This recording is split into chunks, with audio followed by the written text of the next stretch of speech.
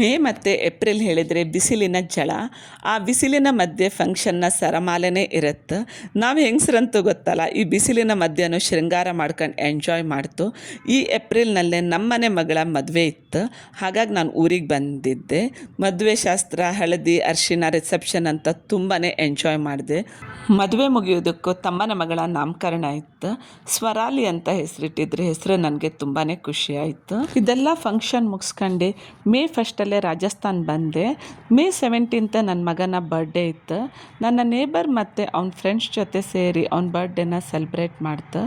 ಮಗನ ಬರ್ಡೇ ಮುಗೀತು. ಹಾಗೂ ಹೀಗೂ ಜೂನ್ ತಿಂಗಳು ಬಂದೇ ಬಿಡ್ತು. ವಯಸ್ಸಿನ ಒಂದು ಅಂಕೆಯನ್ನು ಜಾಸ್ತಿ ಮಾಡಿ ಆಯುಷ್ಯದ ಒಂದು ಅಂಕೆಯನ್ನು ಕಡಿಮೆ ಮಾಡುವ ದಿನ ನನ್ನ ಹುಟ್ಟಿದಬ್ಬ. ಪ್ರತಿ ವರ್ಷ ನಾನು ನನ್ನ ಫ್ರೆಂಡ್ಸ್ ಮತ್ತು ಫ್ಯಾಮಿಲಿ ಜೊತೆಗೆ ನನ್ನ ಬರ್ಡೇನ ಸೆಲೆಬ್ರೇಟ್ ಮಾಡ್ತಿದ್ದೆ. ಈ ಸತಿ ಯಾರೂ ಇಲ್ಲ ಅಂತ ನಾನು ನನ್ನ ಮಗ ಡಿನ್ನರ್ ಹೋಗಿ ಬಂತು. ಸರ್ಪ್ರೈಸ್ ಹೇಳೋ ಹಾಗೆ ನನ್ನ ನೇಬರ್ಸ್ ಇಬ್ಬರು ಬಂದು ಕೇಕ್ ತಗೊಂಡು ಬಂದು ನನ್ನ ಬರ್ಡೇನ ತುಂಬ ಸ್ಪೆಷಲಾಗಿ ಸೆಲೆಬ್ರೇಟ್ ಮಾಡಿದ್ರು. ನೆಕ್ಸ್ಟ್ ಡೇ ನಾನು ಅವರಿಗೆ ಸೌತ್ ಇಂಡಿಯನ್ ಅಡುಗೆ ಮಾಡಿ ಪಾರ್ಟಿ ಕೊಟ್ಟೆ. ಈ ವರ್ಷದ ಏಪ್ರಿಲ್, ಮೇ, ಜೂನ್ ತುಂಬ ಖುಷಿಯಾಗಿ ಕಳೆದೋಯ್ತು.